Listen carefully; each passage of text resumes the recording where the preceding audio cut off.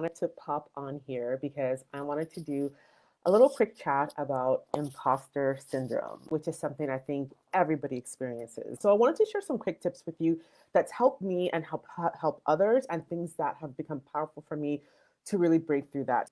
One of the things that I've done in the past that was really helpful for me was having an alter ego. Right? People have heard about this where you're creating this different persona. Grab an alter ego for yourself. When those doubt comes, when those fearful voice comes in your head, embody that alter ego. Create one for yourself. Who would that person be? Give it a name. That confidence, that fierceness, right? Take that on and embody that. So when you have that imposter syndrome, step into that. The other thing I want to share, the other piece too, is where start to question your doubt, right? So, identify. So let's say you're feeling fearful about something, right? Where you say to yourself, okay, well, I don't have the resources to move forward. Okay, then just, can you reframe that, right?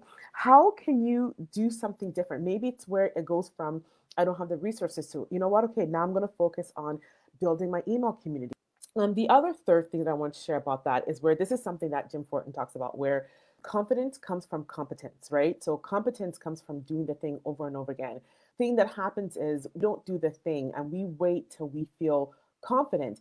But if we wait till we feel confident to do the thing, we're going to keep waiting forever, because the truth is your confidence is going to come from competence. And competence comes from experience, action, doing the thing over and over again. And when you start to do the thing, you gain confidence. And when you gain confidence, and now you're going to have more confidence to do it. So if you're feeling that imposter syndrome, I'm not good enough and everything else, and then you don't do it, part of the thing that could work for you is where just do the thing, doing it, showing up over and over and over, doing the work, and then you're going to get comfortable. You're going to get confident. You're going to be more, then that is going to lead to the confidence. So don't wait for confidence to come, because if you're not going to take action and waiting for confidence, you're going to continue not to take action. And then you're going to continue to stay not confident. And then you're going to stay in that place. That imposter syndrome is going to take a strong hold on you, and you're not going to do the thing. Last fourth thing I wanted to share about this whole imposter syndrome, which again, we all experience to some degree.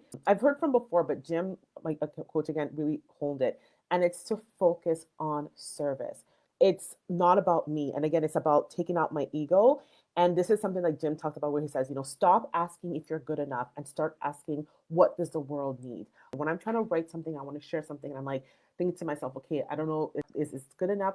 Maybe I'll do more research. Maybe I need to whatever. I just take myself. I'm like, get my head out of it. Get my head out of my shit and just show up, right? Do I know something that's going to help people?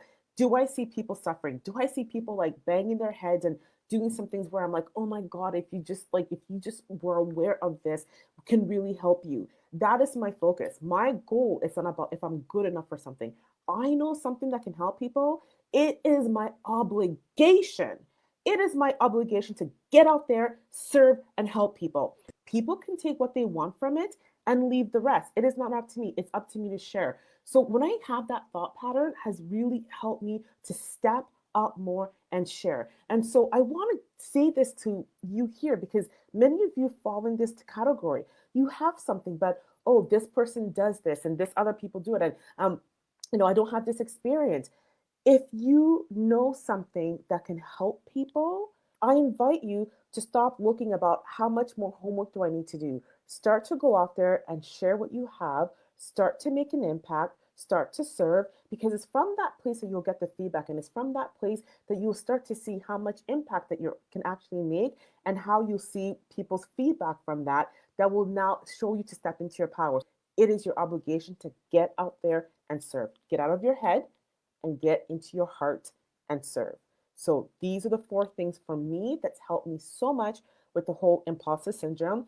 And it's not like it's going to end there. We're human being is going to come up. It's going to come up, and we just start to use the tool. So the first one, I bet again, is the alter ego. 2, question your doubt, reframe it.